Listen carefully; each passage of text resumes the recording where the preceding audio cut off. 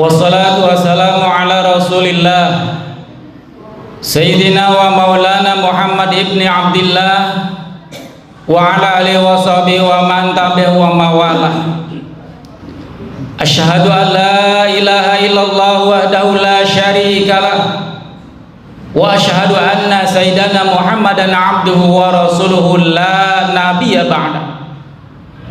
Allahumma sholli wa sallim ala nabiyyina Muhammadin wa ala alihi wa sahbihi wa man da'a bidawatihi ila yaumidin, amma ba'd.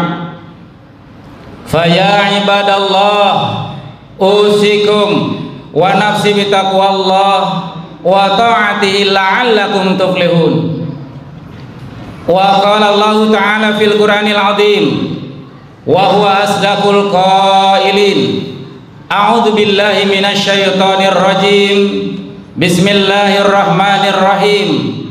Ya ayyuhalladzina amanu taqullaha haqqa tuqatih wa la tamutunna illa wa antum muslimun. Wa qala fi ayati ukhra, ya ayyuhalladzina amanu taqullaha wa qulu qawlan sadida yuslih lakum a'malakum wa yaghfir lakum dzunubakum wa may yuti'illaha wa rasulahu faqad faza fawzan 'azima. Hadirin sidang Jumat yang dimuliakan Allah, pujian dan syukur adalah hak Allah jalla jalaluh. Allahumma lakal hamdu kulluhu wa lakas syukru kulluhu. Dialah zat yang menciptakan kita, menghidupkan kita, dan kelak akan mewafatkan kita. Manifestasi syukur tertinggi itu jelas terletak pada kerelaan hati yang tak terbelah bagi untuk istiqomah memperakui Allah sebagai satu-satunya zat yang layak disembah, layak ditaati hingga akhir hayat. Wala tamutunna illa wa antum muslimun. Janganlah engkau mati kecuali sebagai seorang muslim yang bertauhid kepada Allah Subhanahu wa taala. Ketika seorang muazin mengumandangkan azan hayya 'alas shalah, maka kita lafazkan la haula wala quwata illa billah sebagai bukti betapa lemahnya kita. Hanya sekedar pemenuhan panggilan salat pun tidak terlepas berkat nikmat dan kuasa Allah Subhanahu wa ta'ala yang wajib kita syukuri. Hadirin sidang Jumat rahimakumullah, sebagai seorang muslim, setiap hari kita diwajibkan oleh agama kita untuk mendirikan sholat 5 waktu. Namun tanpa sadar, kebanyakan daripada kita itu menganggap bahwa kewajiban mulia tersebut sekedar rutinitas biasa yang hanya membebani saja. Banyak yang menjalankan sholat hanya sekedar menggugurkan kewajiban. Kalau diibaratkan seperti anak sekolah atau karyawan perusahaan yang sekedar absen semata, tanpa mengetahui pentingnya sholat, tanpa mengetahui fungsi dan hikmah ibadah sholat. Karenanya, marilah dalam kesempatan yang berbahagia ini kita kembali mencoba menyelami kenapa sholat itu begitu penting, apa fungsi dan hikmah ibadah sholat yang kita kerjakan sehari-hari. Jamaah rahimakumullah, di antara kenapa sholat itu begitu penting, yaitu karena sholat adalah merupakan ibadah yang pertama kali akan dimintakan pertanggungjawabannya dari manusia pada hari kiamat kelak. Bukan hanya itu, ibadah sholat kita juga menjadikan cermin dari keseluruhan rangkaian amal ibadah kita selama di dunia. Hal ini Rasulullah Sallallahu Alaihi Wasallam bersabda, Inna awala ma yuhasabu bihil abdul yaumal qiyamah min amalihi sholatuhu fa in saluhat faqad aflaha wa anjaha wa in faqad fasadat faqad khaba wa khasira. yang artinya sesungguhnya amal ibadah seseorang yang paling pertama kali akan dihisab itu adalah sholatnya. Jika sholatnya dinilai baik, maka bahagia dan tenanglah ia. Namun sebaliknya, jika sholatnya rusak, maka rugi dan sengsaralah ia. Ibadah sholat juga menjadikan bukti sekaligus identitas sejati keislaman kita. Karenanya sholat itu menjadi garis pemisah antara keimanan dan kekufuran. Hal ini dijelaskan oleh Rasulullah sallallahu alaihi wasallam, bainal kufri wal iman tarku sholah. Batas antara seseorang dengan kekufuran itu adalah meninggalkan sholat. Jamaah Jumat rahimakumullah, dengan meyakini, dengan memahami urgensi ibadah sholat, diharapkan kita semua itu lebih merasakan keagungan ibadah mulia ini, lalu menjalankan dengan penuh keikhlasan, menjalankan penuh dengan kemasrahan. Ibadah sholat juga mempunyai fungsi. Ibadah sholat juga mempunyai hikmah bagi kehidupan kita secara pribadi ataupun masyarakat. Secara pribadi, ibadah sholat itu akan menghasilkan hikmah kepada mereka yang mengerjakannya. Setidaknya ada beberapa hal. Yang pertama, sholat itu akan mengendalikan diri dari kemaksiatan. Orang yang mendirikan sholat dengan baik akan merasakan kedekatan yang luar biasa kepada Allah Subhanahu wa Ta'ala, karena ia merasa selalu dalam pengawasan Allah Subhanahu wa Ta'ala. Ia tidak rela menodai kedekatannya itu dengan perbuatan maksiat. Inilah buah dari ibadah sholat yang mulia, sebagaimana yang difirmankan oleh Allah, wa aqimis sholat inna sholata tanha 'anil fahsya wal munkar. Dan dirikanlah sholat, sesungguhnya sholat itu mencegah dari perbuatan-perbuatan keji dan munkar. Hadirin jamaah Jum'ah rahimakumullah. Yang kedua, sholat itu menjadi pembersih dari segala dosa.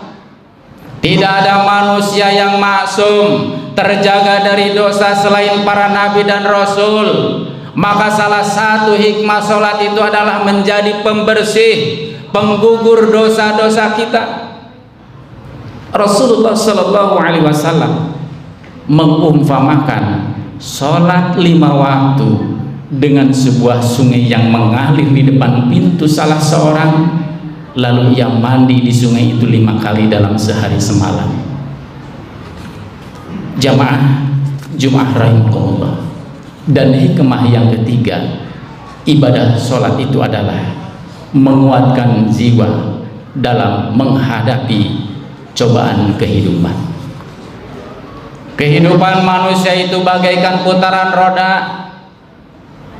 Ada kalanya senang, ada kalanya susah, gembira, ujian, cobaan datang silih berganti menguji keimanan, menguji ketakwaan kita kepada Allah Subhanahu wa Ta'ala.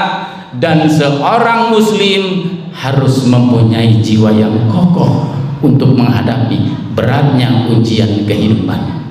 Ibadah sholat sejak awal menjadikan jiwa manusia itu tenang, menjadikan jiwa manusia itu khusyuk, sehingga mampu menjalani kehidupan dengan matang.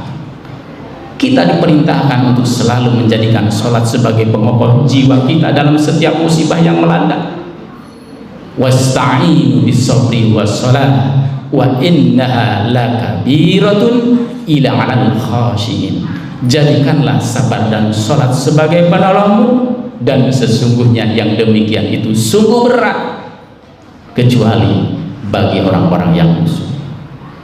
Hadirin ma'asyiral muslimin sidang Jumat rahimakumullah. Dengan sholat jiwa menjadi tenang, jiwa menjadi kokoh.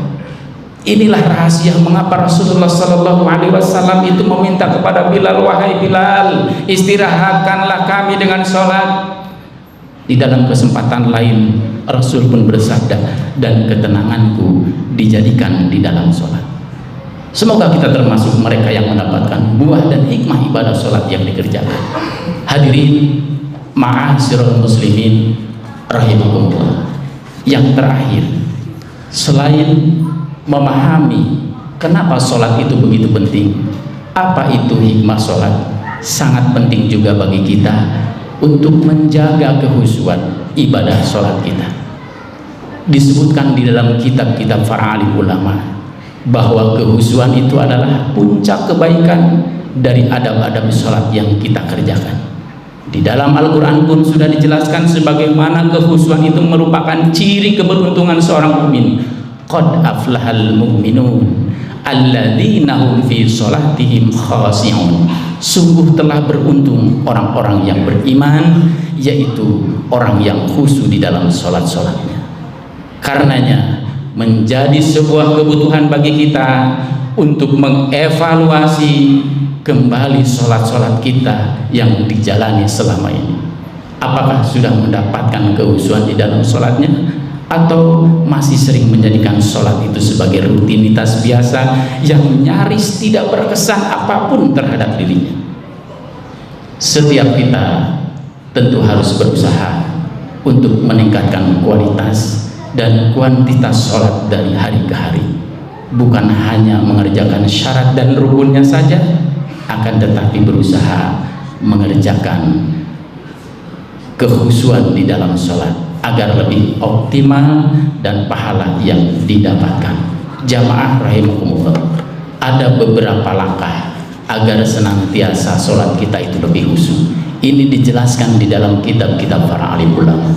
Yang pertama, menyadari fungsi dan pentingnya sholat. Ia tidak lagi merasa sholat itu sebagai sebuah kewajiban, akan tetapi sebagai sebuah kebutuhan yang berakibat baik bagi dirinya sendiri di dunia maupun akhirat. Kata para ulama, yang kedua adalah istidrol al-qalb, konsentrasi, yakni mengosongkan hati dari hal-hal yang mengganggu, yang mencampuri konsentrasi ketika sholat. Karena disyariatkan niat di awal sholat itu sebagai pintu awal menata hati dan menghadirkannya. Lalu yang ketiga, kata para alim ulama, adalah tafahuli makna kalam, mengetahui arti lafal. Dengan memahami makna bacaan yang kita lafalkan, maka akan membantu kehusuan di dalam sholat, karena kita menghayati sepenuhnya doa-doa yang ada di dalamnya. Dan yang terakhir adalah ta'zim lillah, penghormatan, pengagungan, yaitu merasakan keagungan Allah Subhanahu wa ta'ala, sebaliknya kekerdilan kita sebagai hambanya. Maka hal ini akan memunculkan ketakutan saat sedang menjalani sholat. Tidak ada kesombongan sedikit pun saat kita sholat. Hadirin ma'asyiral muslimin rahimakumullah. Dan yang kelima adalah zikrul maut. Kita merasa bahwa sholat kita ini adalah yang terakhir yang akan kita kerjakan, di mana setelahnya malaikat maut menjemput ajal kita. Perasaan ini akan menumbuhkan suasana kebatinan yang luar biasa, membantu sholat kita jauh lebih khusyuk, jauh lebih baik daripada sebelumnya. Rasulullah SAW bersabda, ingatlah mati dalam sholatmu, karena sesungguhnya jika orang mengingat mati dalam sholatnya, tentu ia akan memperbagus sholatnya. Sholatlah seperti orang tidak yakin ia akan dapat melakukan sholat selainnya. Barakallahu li wa lakum fil Qur'anil azim, wa nafa'ani wa iyyakum minal ayati wa dzikril hakim, wa taqabbala minni wa minkum tilawatahu innahu huwas samiul alim. Allahumma shalli ala sayyidina Muhammad wa ala ali sayyidina Muhammad.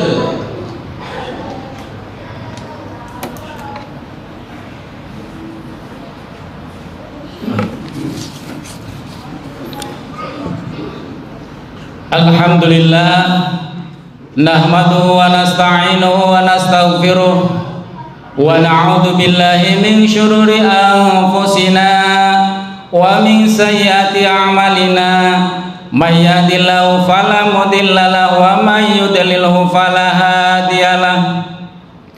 Asyhadu an la ilaha illallah wahdahu la syarikalah wa asyhadu anna Muhammadan abduhu wa rasuluhu sallallahu ala nabiyyina Muhammad wa ala alihi wa ashabihi wa sallim taslima katsira amma ba'du. Qala ta'ala ya ayyuhalladzina amanu ittaqullaha haqqa tuqatih wa la tamutunna illa wa antum muslimun. Sumalamu fa inna amarakum bisalati wassalam ala rasulillahi faqal inna allaha wa malaikatahu yusalluna ala nabi ya ayyuhalladzina amanu sallu alaihi wa sallimu taslima. Allahumma sholli ala sayyidina Muhammad wa ala ali sayyidina Muhammad kama shallaita ala sayyidina Ibrahim wa ala ali sayyidina Ibrahim wa barik ala sayyidina Muhammad wa ala ali sayyidina Muhammad kama barakta ala sayyidina Ibrahim wa ala ali sayyidina Ibrahim fil alamin innaka Hamidum Majid. Allahumma ighfir lil muslimina wal muslimat wal mu'minina wal mu'minat al ahya'i minhum wal amwat innaka sami'un qaribun mujibud da'wat wa ya qadiyal hajat. Rabbana la tada' lana fi maqamina hadha wa bi sa'atina hadhihi dhanban illa ghafartah wa la haman illa farajtah wa la dainan illa qadaitah wa la musafiran illa wasaltah wa la maridun illa syafaitah wa la mayitan illa rahimtah wa la hajatan min hawaiji dunya laka ridha wa la fiha salahan illa qadaitaha wa yassartaha ya akramal akramin. Rabbana dzalamna anfusana wa illam taghfir lana wa tarhamna lanakunanna minal khasirin. Rabbana atina fid dunya hasanah wa fil akhirati hasanah wa qina adzabannar. Ibadallah, innallaha ya'muru bil 'adli wal ihsan wa ita'i dzil qurba wa yanha 'anil fahsya wal munkar wal baghi ya'idukum la'allakum tadhakkaruna wa la dzikrullahi akbar. Aqimis shalah.